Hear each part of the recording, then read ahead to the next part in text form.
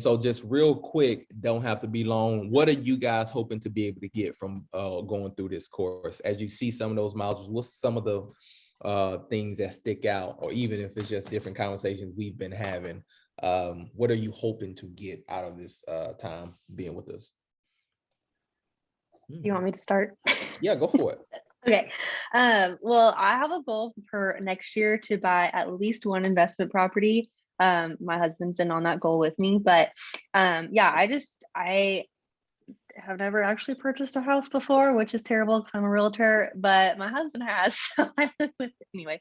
But yeah, so I want to buy a house, and then really investors, I don't just love working with them because it's all about like numbers and they want to know cap rates and all the things. And I'm just like, I don't know. I need to just be more educated so I can help my clients, but then also so I can help myself. So then I can make educated decisions when looking for an investment property and purchasing one. Because like Terrence talks about all the time, if we have a deal that we're selling to another investor, like there's times where we should have bought that. So I just want to make those informed decisions, and yeah, that will ultimately lead to financial freedom where I can make money in my sleep. So That's it. Love it. You able to share a little bit, sir? Yeah, man. I just baited a little one to leave the room, so we're good. So anyway, no, I'm kind of the same boat. Again, I do want to start my investment portfolio next year. So, I think this is like the perfect starting point is just figuring out the who, right? Which is, people who are doing it and doing it well and have done it. So I appreciate you guys doing this. But in addition, again, just sharpening my eye in every aspect of being a real estate entrepreneur. And, the investment part is kind of the enigma. Unless you already have been doing it, it's just kind of like Laura said, like, I don't really know what you're talking about. So again, diving into that because I believe that's the one that'll take you to a whole nother level. Just, and same thing, I'm trying to get more time to be able to, chill with the family and kids. And I'm fortunate right now that they don't have a lot of the sports and all of that, but that's coming. And over the next couple of years, that's going to pick up. So I'm in 2 years, I want to be able to at least start to be able to have freed up more time, just from investment opportunities and that starting to work. And on top of other things, not just that, but I definitely want to start there. Love it. Well, I think I'm excited for you both. And the real reason is like you have to, Murph always say this, but you got to educate yourself. Like that's the first step. And I'm just excited and glad for you guys being here. But then also starting to free up that time. And I'll share a little bit kind of how I'm at where I'm at to be selling real estate, but not having that burden of, having to bank 100% on my real estate sales. And so this is hop straight in. And so just for you guys, this is kind of a quick layout. So here's the issue is when you start thinking about real estate investing, you expect to hear, hey, this is what you need to do. You need to go buy this house, or you need to go buy this lot. You need to go buy this or buy that. Or most of the time, people will tell you how. Hey, you can get zero money down. You can be able, to loop investors together and, make a deal work. But the reality is that the biggest problem, we always start with what we need to do or how we need to do it. But what I found out every time I talk to someone, I always try to ask them the very simple thing. Why are you doing this? Like, why is this important to you? Like, it makes no sense for none of you guys to be here without me understanding why you're here. Anybody who spends time, energy, and effort to educate or even learn something, it's my goal and responsibility to understand why. But more important, you need to be able to say that for yourselves, is because when we look at our profession, people can say, hey, what do you do? I'm a realtor. What do you do? I'm an accountant. What do you do? That's easy to communicate. Well, how do you do your job? Well, I evaluate, liability assets. Well, I talk to clients, I speak to these type of clients. But when you say, well, why you do what you do?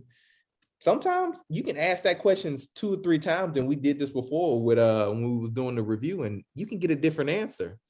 And because most of the time we don't spend enough time understanding why we do what we do. So what I'm gonna do is tell you why I started investing in real estate.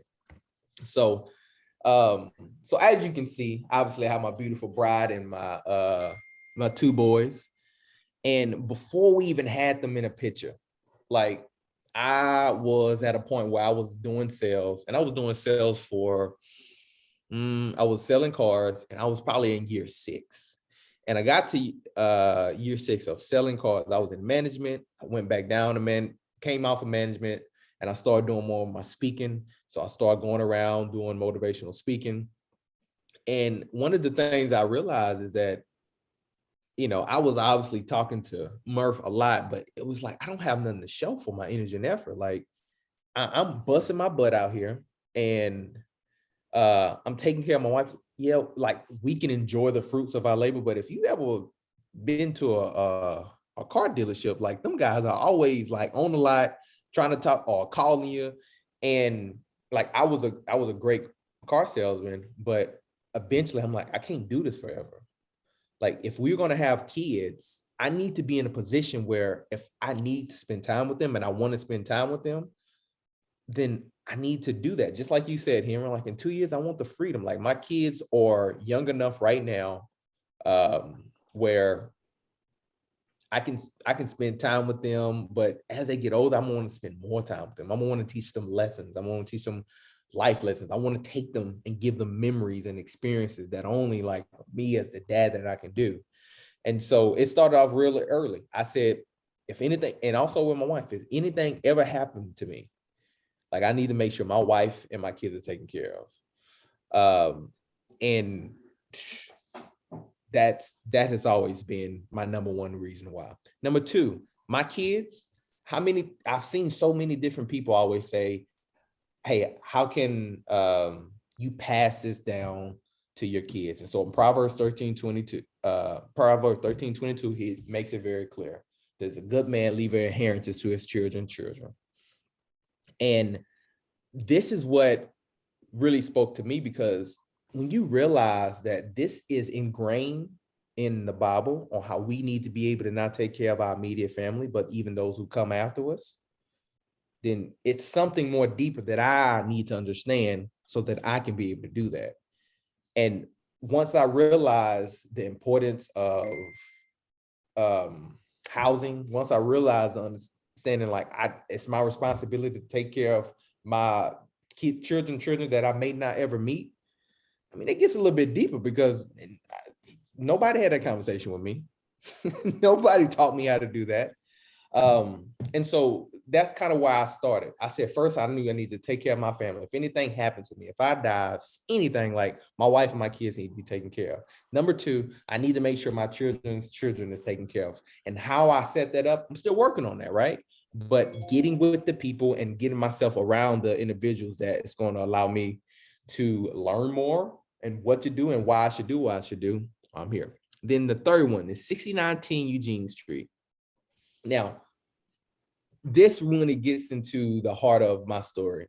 So as I started understanding, all right, you get into real estate, I do it for my family, do it for my church. I'm like, but have anybody ever tried to do this for me? Like, is anybody in my family have attempted to, pass a legacy down? So then this led me to this address, 6910 Eugene Street. Now let's start with 6901.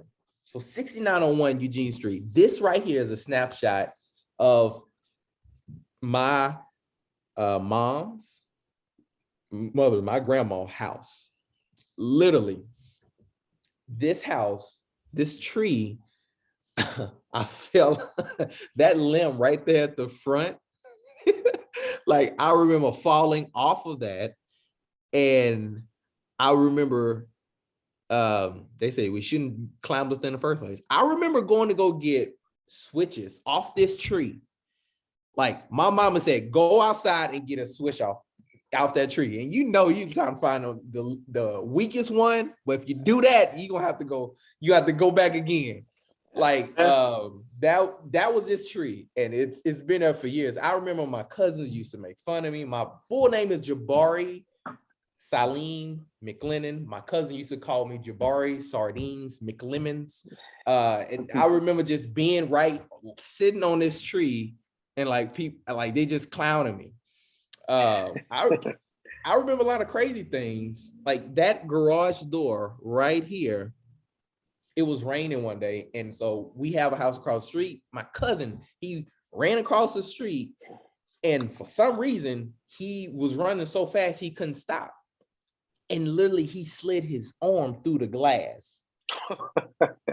And I'm like, so the ambulance come. I'm like, bro, how did that happen? I'm like, you can't stop yourself without going into the glass. But it's all good. And you always know, I'm pretty sure everyone has that one family member who has that one car in a garage that they've had for years. It don't work, but they said, man, if I hit that lottery off, man, if something happened, I'm gonna get that thing fixed up. You like, bro, you ain't gonna get the thing fixed up. That thing been there since I don't know when. So I had so many different memories of this house, and that's just the beginning. So this house was the house that my grandpa on my mother's side, he built this house, and they lived in this house so my mom is the oldest, and then she has a sister and then a brother. And they pretty much, the brother and the sister, she raised both of them in this house. And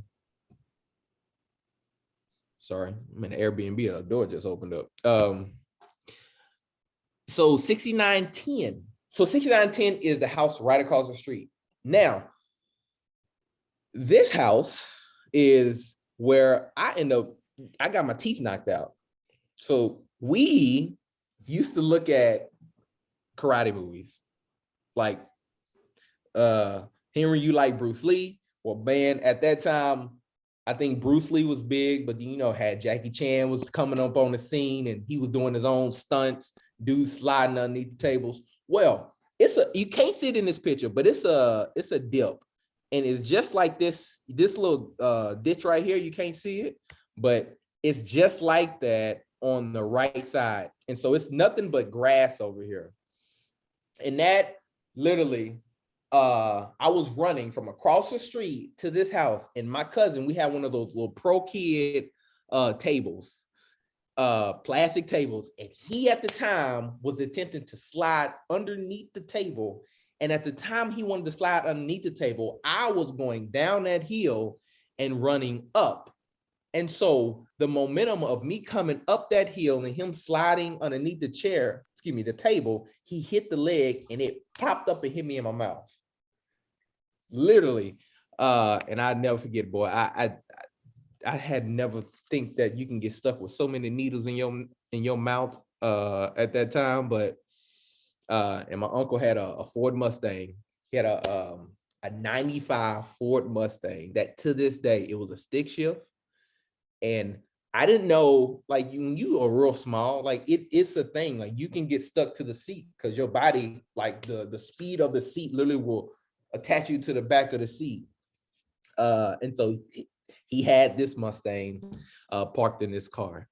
And so my grandpa, he built this for my mom. And so this was like her house that she was supposed to live in. And this next one, now, yes, it is a house here.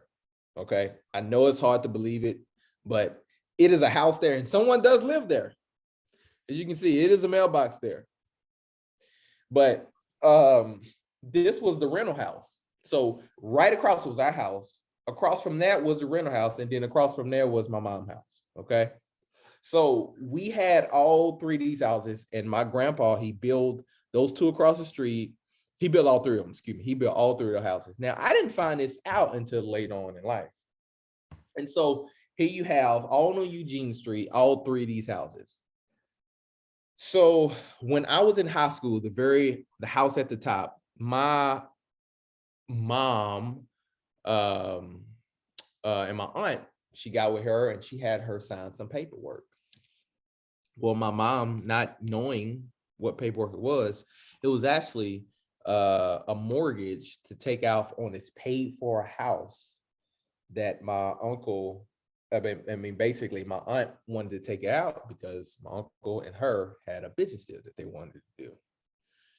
And so first, obviously red flag, my mama signed paperwork, and because she was the owner of it, she was the oldest sister. And basically the business did not go well. And so they had to file bankruptcy on the house. And then after they filed bankruptcy, the family, it slowly started coming apart because they were like, well, you know, it was pulls and tugs. Like, why would you take a mortgage out on mom and dad's house in the first place? You know, this is where we grew up. This is our home. And so eventually we end up having to sell this house. And the picture you're looking at right now is what it looks like at this moment. And so I can tell you, you know, like a lot of this stuff had been redone. Like we used to have bushes. Anyways, the tree is still the same. I can tell you that much. We never had a fence on there. But so that was the beginning. And then so right across the street, we obviously needed more money. And we end up needing to sell this house to this owner right now who just love plants, apparently, and trees. And he built all these trees. And so that guy's been living there since we sold him the house. And that was over 10 years ago. So 6910 Eugene Street. This is where it actually started for me. And I was able to understand, because you know, when you're young, you don't really get things that happen. Like when you're a kid, you see maybe arguments, but you don't really understand, like, why are they arguing? Like, what's the whole fuss about? You know, let's play, let's have fun, give some ice cream. And I realized, well, my mother, she was hurt when she realized what really happened. But I was in college and I got a call. This house right here, my mom, she ended up living in it. It was the only house they lived. Now, it's been remodeled. But at the time my mom was living in it, it was in very, very bad shape. Now, I never forget, like, I remember calling Murph, y'all, and I was like, hey, I need help trying to sell a house in Houston. Because like my mom was living in this house and it was falling apart. I mean, my mom was 62 at the time. So literally it was over 10 years ago, because my mom is 72 now. It was 10 years ago. My mom lived in this house, and she called me because she said, well, the roof, like the ceiling, the ceiling caved in. It was 2 possums in there. I was like, Mom, you can't, like, you're at a point where you do not need to be living in a house and you are trying to take care of the house. You got to take care of yourself. Now, my mom is the most loving and gracious person you can ever run across, and she would literally do anything for you. And so at the time, my sister was standing up, but I mean, I remember, like, we didn't have, like, sometimes the electric didn't work because the electric was outdated. I mean, it was just a lot of different stories that I could remember, just like how we had to use the restroom at that house, like those stairs right over here, like those stairs, like someone was squeaky. If you stepped on one the wrong way, you could slip off. But my mom used to have plants all like on this little island right before you go in. That was the entry. Washer and dryer was downstairs. And so I never forget, I had to come from Arkansas State University, and I eventually, like, I convinced my mom, like, okay, you have to move. And I didn't realize, but it was hard for her, because you think about it, if you're the oldest sister, the house right across the street, you end up signing paperwork that started this chain effect. And you understood as oldest sister is that your dad built these houses and this is the last one that you have. and your son, who's pretty much, my mom and dad has been divorced for, since I was 7. So she's pretty much kind of looking to me for guidance. And so I just had to do what I do. So I came down there and I just literally unload, because my mom will hold on to anything. Like literally, my mom, I can remember like just picking up stuff. I'm like, Mama, why do you need this? She said, well, I don't know. I may need it one day. I said, she had a Dell keypad, them old ones that with the USB. I said, Mama, are you gonna use it? She said, I may need it sometime. I'm like, no, we got to get rid of this, because she was moving to Jonesboro. And so literally, I never forget on this porch, it was just piles of junk, and obviously it lived in the hood, so some of it actually was gone by at least a couple of days. So I say all that to say is that we no longer own none of these houses. And each one of these houses was the intention of my grandpa attempting to do what it basically said in Proverbs 13:22, is that the good man leaves the inheritance for his children. Well, the reality is, now I'm on a hunt to get myself in a position to buy all these 3 houses back. So I realized real quick that oftentimes our why is rooted in our pain of the past or the future of the past. And I realized that, okay, this just got much deeper for me, because I'm going to affect not only my children, but I'm gonna be able to bring back something that my grandpa wanted to do. And so that's why I now have pretty much committed the rest of my time and energy effort to real estate, because it's going to have a bigger purpose. And as I continue to operate and build out the systems and get the people around me to do this, I will buy those houses back. I'll rent them out or give it, get it to family. But I think the point is that oftentimes when we look back in our past, some way, form, or fashion, your family was trying to do the exact same thing. Whether it's my mom, she got me bonds, right? It was probably worth $110 about the time that I was ready to graduate. But back then they didn't have the education, they didn't have the ability to get or buy things kind of like we do now.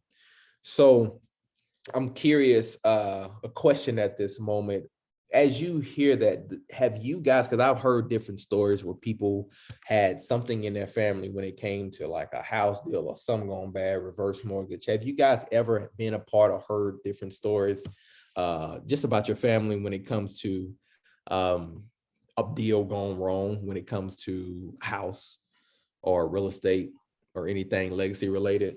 If not, that's fine, but I'm just curious. Thankfully, I haven't had anything in my family go down that path, but I could see it very well happening, especially, thankfully, all of my family pretty much owns their houses. But aside from that, I'm pretty sure they don't know what to do like in the future. And so thankfully, I'm in a position to, when that time comes, to basically map out a plan for the family on how to go about keeping the houses and that land, which was built from my grandfather, and basically having a plan going forward. So good. Appreciate that, brother. Not really like, I guess this is a good thing, but my parents just sold. So I grew up in San Diego. My parents literally just sold their house like a couple months ago, which was awesome. They took advantage of the market. Like I was kind of bummed because that was like my free place to stay when I was in San Diego, but it's fine. But they like, the market was crazy. So they like sold their house for $50,000 over asking. Like it was nuts. My dad was able to retire like 6 years ahead of schedule. So they moved out here, and it took a lot of convincing because they came from like a nice custom built home in San Diego. And my dad was like, well, we want to buy some land and build a house, but we want to like live in Texas for a little bit. So I think we're just going to rent for a year or two. And I was like, oh, no, you guys are not renting. Like that makes absolutely no sense. So I was like, why don't y'all just buy like a small house? It could be a future investment property. You can live in it for a couple years, figure out where you want to build, like go explore College Station areas and surrounding areas, and then turn the house that you like your investment property into like a rental or an Airbnb. Like we can kind of figure that out. So they finally listened to me. They bought a house like under 300. It's going to be a great Airbnb like in the next couple of years. I'm super excited for them. But it took a lot of convincing because my parents, like I read the Rich Dad Poor Dad book, and my dad is like that classic, like poor dad, like you got to save your money and you have to like put everything in the bank and don't purchase things because that's risky. And, like that's just his mentality. So it took a lot for me to be like, need to buy an investment property. And now he's kind of like, well, maybe we need more. And I was like, yes, you do, because that's your retirement and you can have income without having to work and it'll be awesome. So, yeah, so they ended up selling their house, but I mean, it'll be better in the long run. But I do in San Diego, my aunt is living in there right now, but she's living in my great grandmother's house. So that's kind of been passed down for a couple generations, and now her son wants to buy it. So, I mean, it's kind of cool just having that in the family, and it's like on the side of a mountain. So it's an old house and it definitely needs some updates, but it is cool just kind of having that, I think the house was built in like the 40s or something. So Yeah. But I love that. I love that. Yeah. Yeah. So my family hasn't, they pretty much owned all their houses, and they're in Oklahoma. So they're pretty much all in Muskogee or Oklahoma City for the most part for my most immediate family, like my parents and my grandmother. Like my mom, I've been trying to make sure that they're going to be good. So my mom and dad's house in Oklahoma City, it ain't great. The neighborhood ain't great. Window got shot up a couple times. Cliche. But that's where they don't want to leave. So I'm like, first, I want to make sure that we can at least get that thing renovated. But after talking to her about, how it is whenever you get these, I'm listening to, we're in Clubhouse and all these things, and I'm learning about some of the investment stuff. I sat in on a Wolf Pack, and I'm like, Mom, like we need to get on these investments, and I will learn and I will teach you. But there's no way that she's an entrepreneur herself. Like she owns a flea market, and my dad doesn't work, right? So he was just workaholic, truck driver for 40 years, but they don't have retirement, so he's not bringing in anything. But the house is paid for, so no big thing. But it's not sustainable for her to think she's going to run this thing for the whole time. So getting some investments will be able to free up some time, for her to be able to do more things with my dad as opposed to having to solely run that, and then me being able to spend time with him as well. Plus she's an entrepreneur, so she's like, teach me the game, Henry. I know this will help all of us. Plus, we're thinking legacy as well, right? This is something that's gonna go to our kids and and keep going. So love it. Yeah.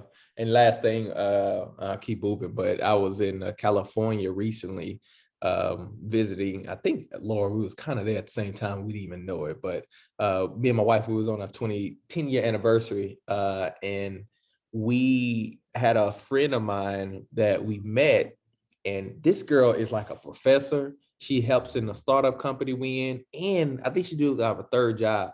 And I'm like, oh, she worked with like the player coalition for the NFL.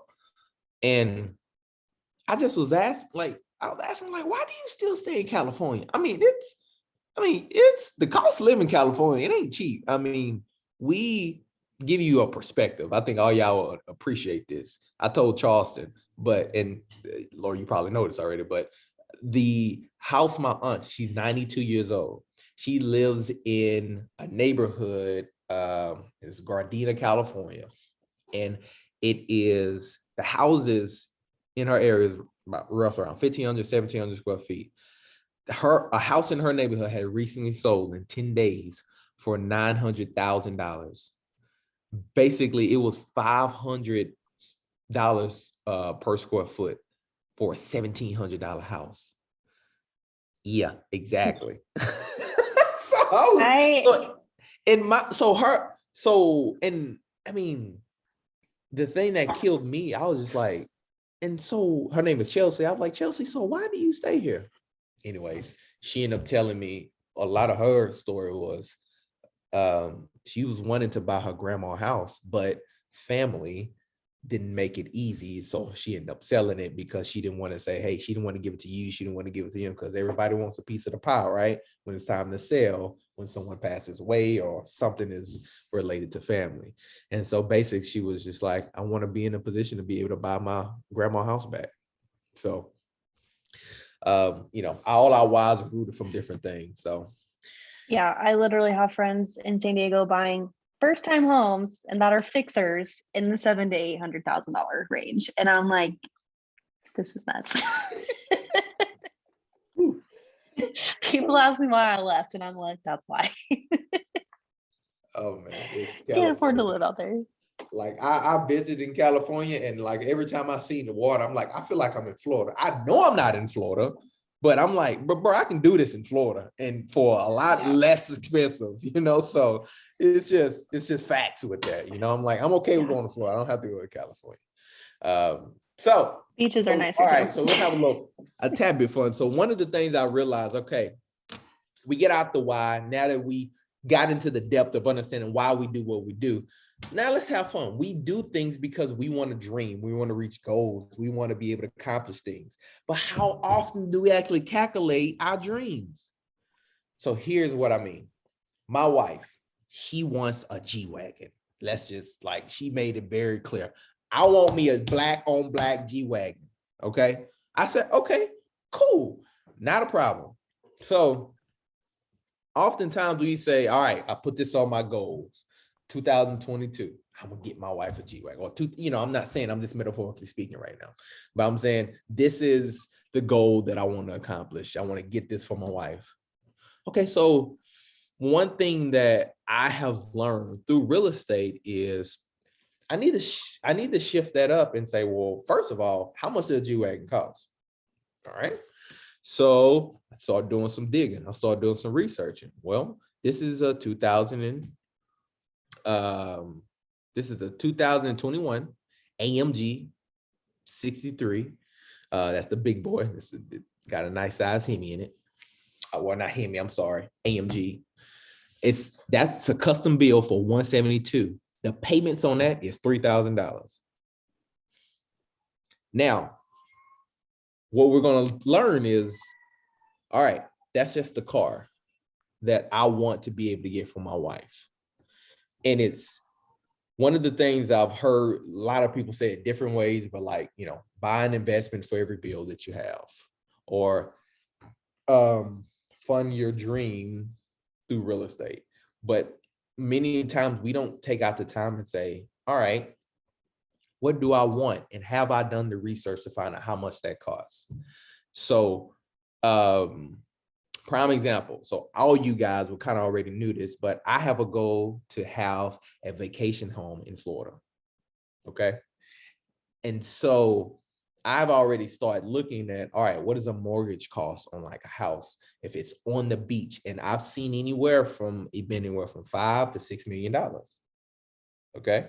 And so the thing that makes it real cool is that I realized that's maybe 25, anywhere from $20,000 to $25,000 on a monthly note for a mortgage if I was to get that house, right? When I talked to that investor in Destin, and he started spitting numbers out to me, and he said, man, you can make easy $500,000 off of these vacation rentals. Well, in my head, I was like, whoa, wait a minute. 25,000 a month is $300,000 off of these investments, because I was already calculating that in my head, because this is what I want to be. I'm like, wait a minute, this may be a great entry for me to be able to start getting in this realm. And that's how you start changing your mind, because you start attracting the who's. In this case, y'all get that.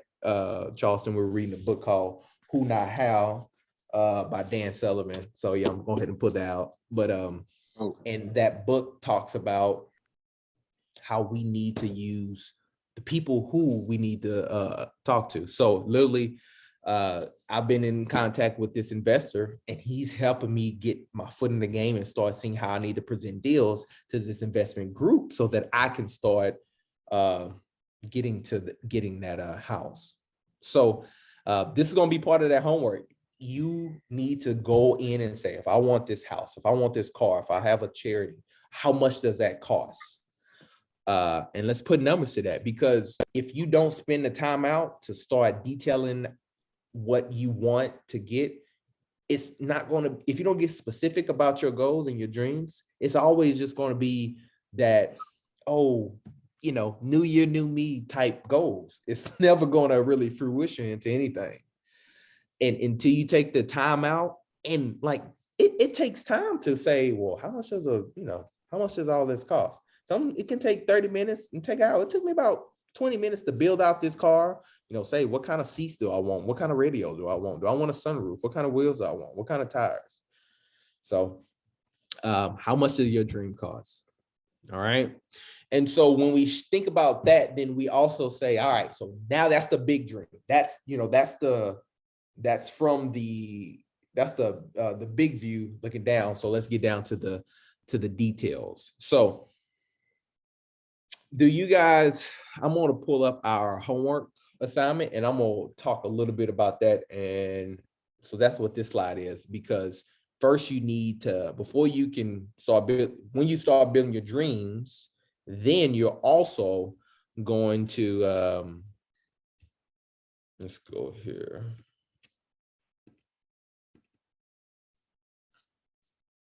So this is our homework assignment, and we're just going to talk through it real quick.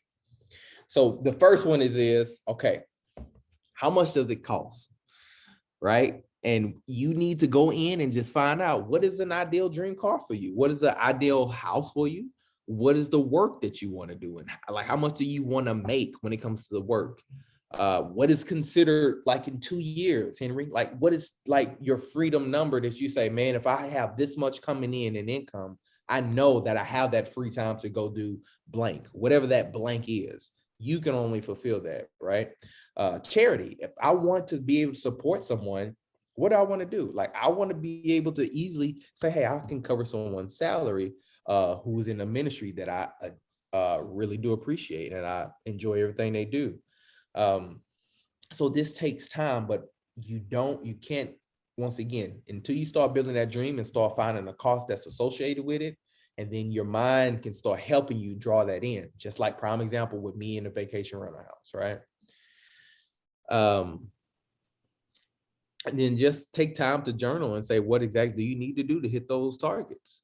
Who are the people that you need to talk to? It's a perfect time. We're reading the right book to be able to understand how you get to all this right now. So I don't have to preach that to you guys. All right. So on the homework, we want to calculate our freedom number. Okay. And you're going to have all this. Make sure you do print it out and get a chance to look at it. But the first thing, I did this as well, but you want to calculate your monthly budget. And so I gave an example on here so you guys can be able to look at it and say, okay, what is your monthly budget? And you say, all right, well, what's my car payment? What is my mortgage?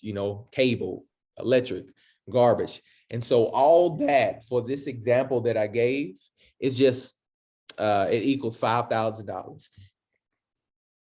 Now, remember this, we're getting to our freedom number, but this is just simply our survival number. Like, this is what we need to survive, right?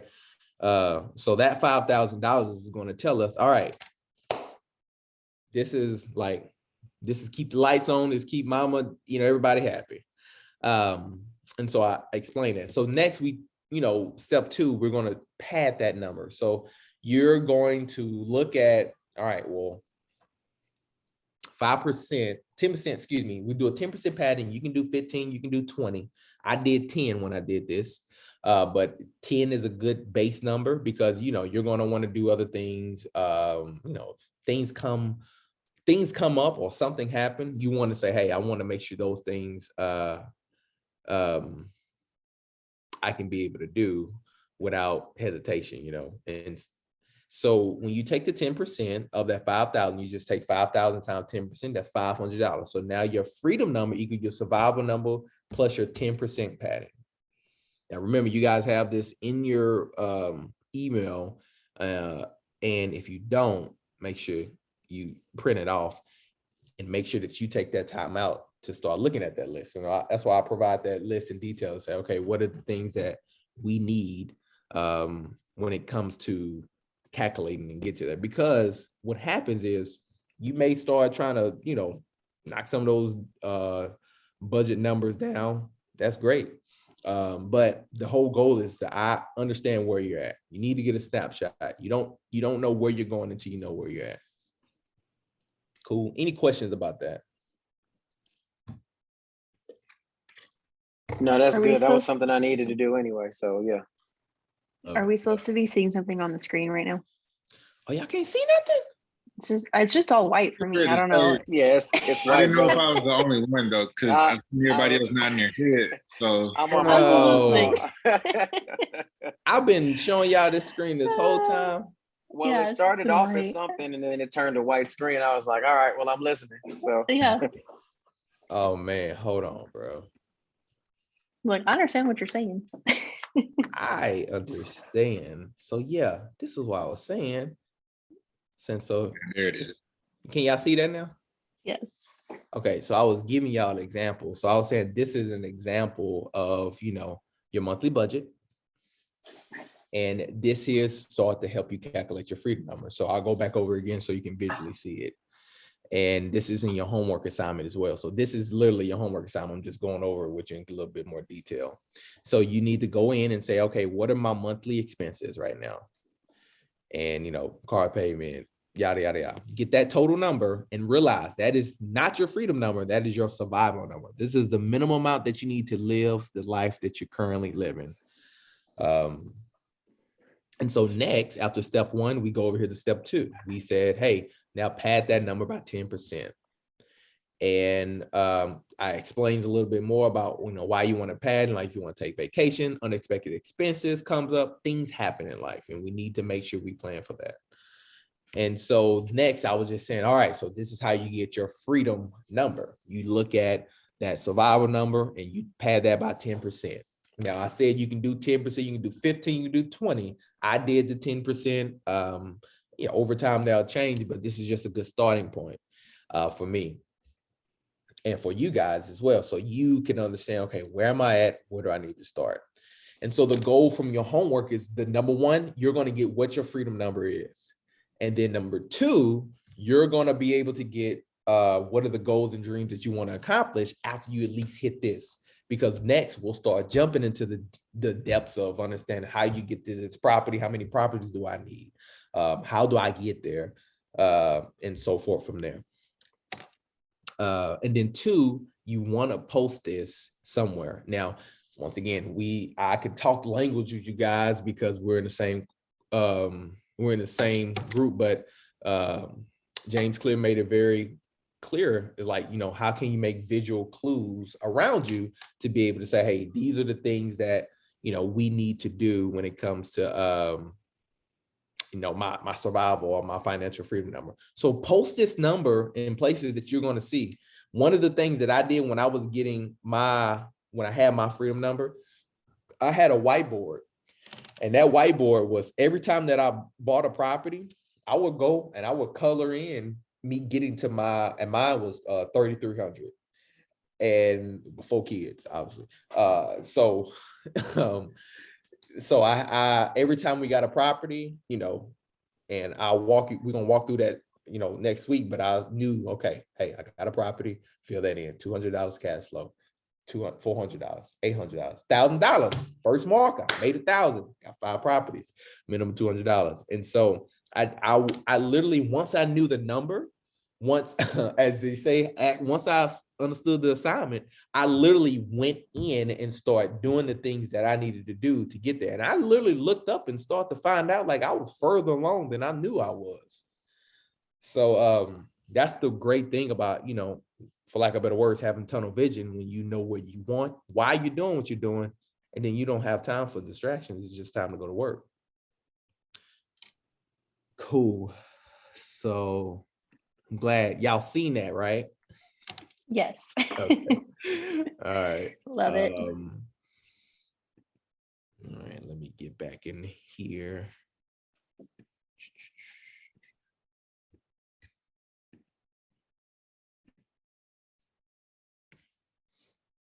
All right.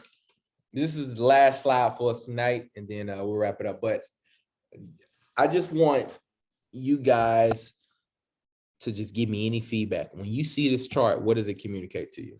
Anything. Charleston, you as well. Just what did you see here? See a roadmap, honestly, between just the different classes and how the different classes, you know, portray money, honestly. Okay. Good. The- What else? The poor class doesn't have a balance sheet. It's good. Balance sheet. Love it. Or they might have one, they just don't pay attention to it. Yeah, well, they have one. They just ain't adding nothing in that column, right? Yes. What else?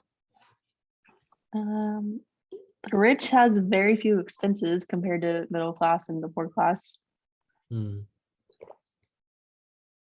Yep. Who have assets? Yeah, I was about to say the assets. The rich have all the assets. Their assets are their income. Yeah. Good. What else?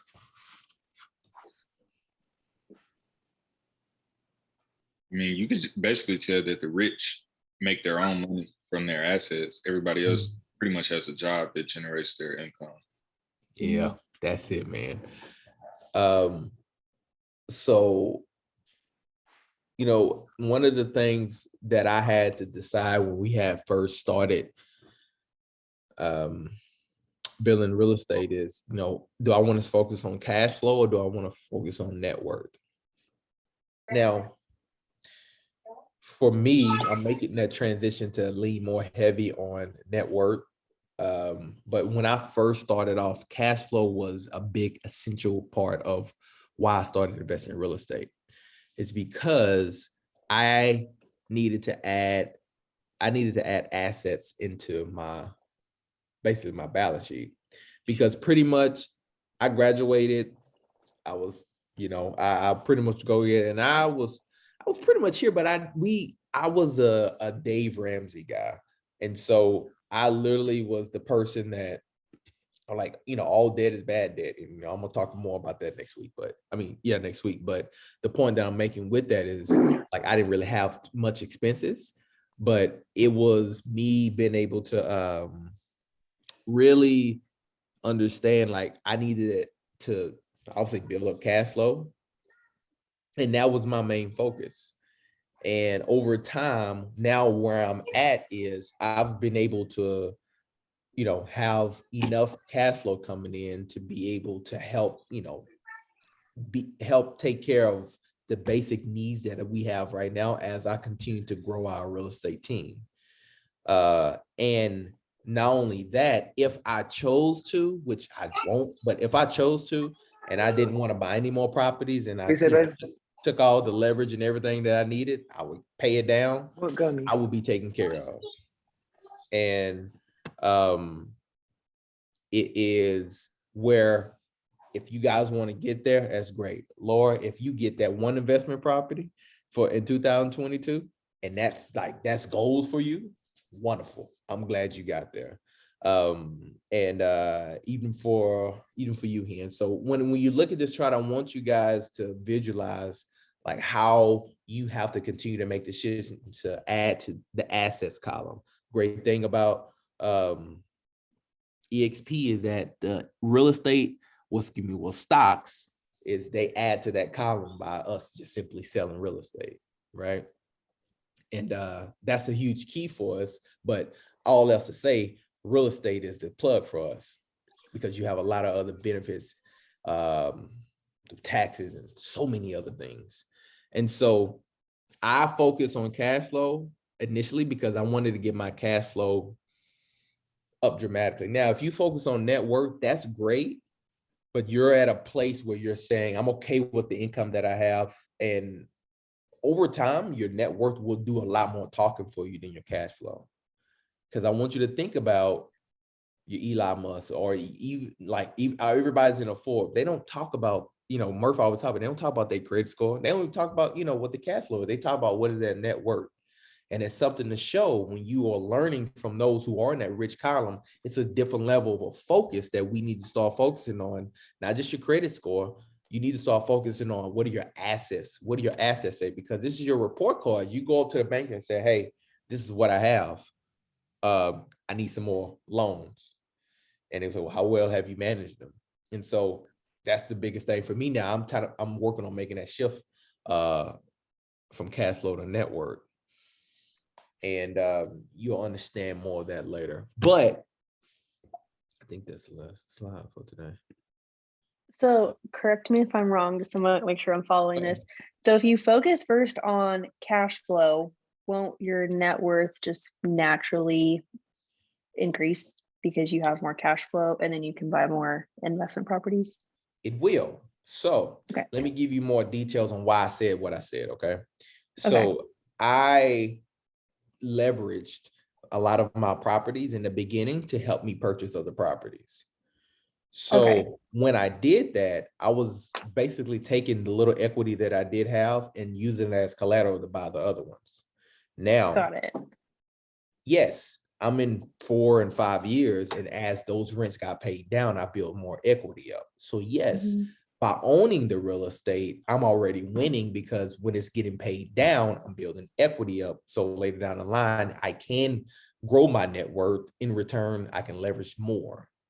But certain people maybe start out and say, well, I don't really care how much I cash flow. Like I work with doctors and like, I'm not really focused on the cash flow. I just, I want the assets, so the net worth for them is more the biggest plugs. And so that's what, when I say that, I'm saying you may like this doctor have money, he just need to pour money into, right? He's just like, I got this and I need to write off something. Because when you're making $300,000, $400,000, is Charleston will hit on this a little bit more, but you're getting taxed more, right? You need to plug that into something that's going to help lower your tax bracket. So normally most people, and I'll let you go, Charleston, but normally most people focus on net worth that has high income. Like another good example of net worth is if somebody just wants to purchase an asset in California because they know that the market value of that is going to go up, as opposed to purchasing a property in Arkansas. The value is not going to be there, but the cash flow from the rent that you'll be able to rent it out for and the mortgage you'll be paying will be a big difference. So, some people say, well, I don't really care about rent. I just know that the market is going to shoot up in New York, Atlanta, California. So I just want to go buy an asset there, sit on it for maybe 2 to 3 years, and then sell it for a big profit. So that'll be kind of another example between that net worth versus that cash flow type. Yeah. So that makes sense. Example for like the Destin, I may not be in a position to really get as much cash flow, but owning a piece of equity and holding short term, as I sell it, I'll get a little bit more back. I can pour that into something else. Then I'll start getting a little bit more cash flow. Yeah, and that'll be nice too, because then when you go down there, you're not paying somebody else's mortgage to stay there. Man, no, come on, don't get me on that one. I will turn up in a heartbeat. Don't get me started on that one. Oh man, I'm like, y'all want to come and stay over here? You know what? Just come on over. Yeah, man. So, but yeah, no, that's it for module 1. That is, my goal for you guys is just to continue to pour into whatever goals you have. And yes, make sure you do that homework, because that's going to be kind of the first beginning part for us to come in. And then of course, just to see what you learn as well from just getting into that experience and taking the time out to say, what to do, the things that I want to do for my wife or for my kids, or, my kids want to be a NASCAR driver. What I need to take them to Indianapolis 500. Okay, what time of the year and like what type of tickets do I need to buy, and what seats and how much all that costs. That may not be a thing, but I'm saying like when you think about like that aspect, it helps out to start visualizing. And I seen Murph vision board too on his phone, by the way. And I was like, okay, I Hey, got you. their vision board is real. It It's is. something else. It is. I'm mentoring Teresa and Emily, and last week I gave them homework and I said, we're all making vision boards. And so we all have them hung up in our office now. So it's awesome. I love it. I love it. Now you got to That's put a number cool. to it. Yep. Cool. I know. Cool. I'm gonna have to revise it after this week. So You add to probably it. will. You probably will. I look forward to that story. Any other questions y'all have? It's pretty much 8:36, 8:30, what something. So I don't want to hold you too long. We've been in and diving in, but any questions that I can answer? No, this is good. This was a great first one, and no, I think I've already absorbed a lot, so I can tell. This ain't even the tip of the iceberg, but again, whenever you just you actually verbally talk about your whys, it gives it more meaning. Like it becomes heavier, and you're like, okay, this is real now. Not to mention you talked about your whys to somebody else, to the who. So now there's that accountability of, all right, I'm gonna give you the game. I'm gonna show you how to do it now. You just got to follow the playbook. Got to follow a playbook, man. And the one thing you'll realize real quick is that you have similarities in your story that other people either have already maybe overcome certain things so they can help you, or y'all like, hey, we got to figure out this together. Like, me and Charleston have a goal to continue to find deals and to invest in things together, especially multifamily. And so we going to something on the 13th. Obviously, Murph always talking about that as well. So it's like, we like-minded get together and see what are the things you need to do to build to your legacy and to your why. It's just a beautiful thing, man. So yeah, cool. Freedom. Let's get that freedom. I'll add two more things before we go, but this is just a great starting point for you guys, especially like I'm a big believer in real estate just being a foundational investment. So most times as we continue to progress going into the future, technology is a big thing. And right now you have these things such as cryptocurrency and NFTs. But despite how much technology advances, whoever is even creating the technology, they still need some place to stay. So we're never going to get away from real estate. And so real estate will forever be that foundational piece. So that's the first thing. The second thing is, even when you're writing down your dreams and things like that, even write down future investments that you want to get into. So if you want to get into cryptocurrency, or if you want to get into NFTs, take that cash flow and purchase. So basically take an asset and purchase another asset, because a lot of people who are buying NFTs, they're purchasing it with their own money. So there's more risk, as opposed to, I just bought two NFTs. I took from my rent, so I never touched my own money, to buy another asset. And so that is a way that you can, almost like a pyramid. So envision having a pyramid, real estate being that foundational piece, and then using real estate to buy additional assets, stocks, whatever it is, to continue to diversify and grow your money in different areas as well. That was good. That's definitely a mindset shift right there. Yeah. It is. That boy talking about some cash flow stuff next week. I think he giving you a little bit of hint of next week. You do it. Yeah, and I remember with Charleston when he because he started before COVID, investing in real estate, and it was funny because he was asking me questions like, he was like, should I forget, what did you ask me? And I had kind of told you a little bit of the answer you said on your first point. Now, you remember? Was it when I asked you, should I get that house? Yeah. I think so. COVID had just happened. And I had been looking at it was an older house. And I think I asked Jabari, was this a good time to really just get it, honestly?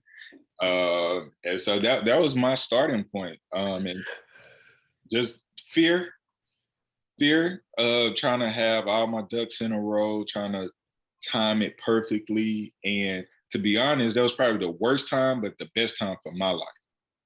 You know, COVID was a bad time for a lot of people, but me taking that risk, I'm a true believer. If you're going after something positive for a good reason, it'll work out. I can't tell you how it'll work out, but it'll work out because there's no malicious intent behind it, you know? And so, you know, those are the things that you have to think about, because you'll get to a point where, okay, I have all this information, I'm ready. Oh, but I caught a flat. Maybe I need to just wait, you know, next month. Or, you know, my job isn't doing this or whatever, and maybe I should wait the next month. And so you also have to have just that confidence in yourself to just say, hey, you know, I believe in this. I believe in what I learned. Millions of people have done it before. If they can do it, I need to start because I can do it too. Mm-hmm. Yeah. No, it was funny because it was an aha moment for him. He was like, bro, should I start? I'm like, one thing people gonna always need is a place to stay. He was like, okay, yeah, I got you. Okay. Hey, During COVID. you can't refute that answer. So true. You know, everybody's on house arrest anyway. So Tell it. Like let them stay in the house and let that be your house. So they got that rent relief. We've got tons of rent relief over here. Sure. So. I just got mine. So Yep, exactly. My wife said we got, I don't know how many we got. I'm horrible. Like I got to check in with her half of the time on all that stuff we got going on. So that's a blessing for me. But cool. Well, I gotta go put these kids down. And then my wife, she called me like, what's going on? So any dying questions? I feel like Clubhouse asking that question, by the way. But any questions before we roll out? No, we good, man. It's an A+. I'm excited. A+. Cool, Yeah. Cool. Well, cash flow is next week. And then after that, we have taxes. No, LLC. I'm sorry, LLC. And so I know we're gonna take a break for the Christmas week, and then we'll pick the last week of December. So I think that's the 30th. And so make sure you're checking your emails. I am sending emails to you guys. It's from Easton Kate. EastonK@gmail.com. Everyone have gotten email because me and Charleston reviewed. I said, all right, everyone's getting these emails. They just ain't opening them. So I need you check your spam or check wherever it may be going, because I know, you know, those emails are getting sent out. So I want to make sure you guys are getting, because I will obviously have some homework assignments for next week as well. As we y'all homework assignments gonna get more detailed every week. So Great. Need to add it to the you. BOP 100 5X. More homework. Exactly. It's gonna be part of the real estate entrepreneur kit. I'm telling you. There you go. Yes, I love it. Listen, y'all think I'm joking, but when the thing drops and now we done added, you know, y'all's element of the investments, I'm telling you, this is gonna be a big thing, right? I love and it. I don't even want the credit. I just want us to sell. No, bro. You gonna have to get it. Charleston, quick feedback. hold on, you went out. What'd you say? I said I was trying to give you some quick insight. What did y'all do at the office? Y'all did like an innovation or idea day? Yeah, Murph wanted to do an innovation day. Basically, you know, he's like, man, all I'm doing is I'm always, you know, pitching ideas to y'all and all that. So I want to give y'all the opportunity to, you know, pitch an idea to us. So he gave, you know, each of us the opportunity to, you know, pitch an idea, and the winner got to, I think, a $250 gift card, like it's like a Visa gift card. So we all took our turns, and, you know, my pitch was the real estate entrepreneur starter kit. I don't know how you didn't win, Henry. You know, I think they just weren't ready for it. Sometimes, you know, it's just ahead of its time, but it'll come around. Just keep pitching it every single time we do that. Just like add a little bit something extra each time. I've already pivoted to how I'm going to adjust it, but the real estate starter kit's coming. I mean, the entrepreneur starter kit. Yeah, make sure I'm a part of that next time. All right, guys and girls, appreciate you guys. Everyone has a homework. Thank you. They have the email. Yep. Yes. I'm gonna check the email. It's probably in my spam. I'll check it whenever we get off. Okay, cool. And Charleston, make sure you take care of the family. And if they need that recording as well, I'll make sure I get it sent to them. I think Chris is on from what I see. So Oh, okay. so we'll in that recording. Yeah, that recording would be great. Yes, Chris, man. So glad you was able to make it, man. I'll make sure you get the recording and that homework also. I appreciate that. Sorry for the tardiness. Had to get my kids to practice. Hey, listen, it's all good. Yeah. Trust me. You hear my background? Yeah. My wife leaving out of town for the next few days, so I'm gonna be single dad for after 12 o'clock tomorrow. I'll say that much. I got babysitters. You know. got my time slot out, right? Got my time block in. So, but yeah, no, Chris, man, I appreciate you, man. I appreciate you being here and just, you know, taking the time out. We do understand family. Definitely gotta come first. So we definitely want you to make sure you get a chance to look at the recording and also get the homework and just come back in and be able to share what you got from it. So, man, thank you for being here. Appreciate it a lot. Reminded me of the school days, homework. Oh, man. Yeah, back to learning. That's it, man. Hey, that legacy, it takes some work to build a legacy, man. I know, man. All right. Well, y'all take care, man. Have a good night. And for some of y'all, see you in the morning. And for other y'all, I'll see y'all next week. All right. Thank Appreciate you guys. See y'all next week. Have a good night.